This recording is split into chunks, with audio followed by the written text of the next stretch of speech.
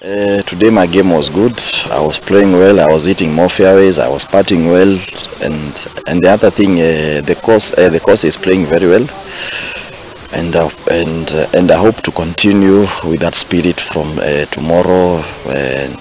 tomorrow, Tuesday and Wednesday, because I want to play well for the four remaining events, so that I can play well at the Kenya Open.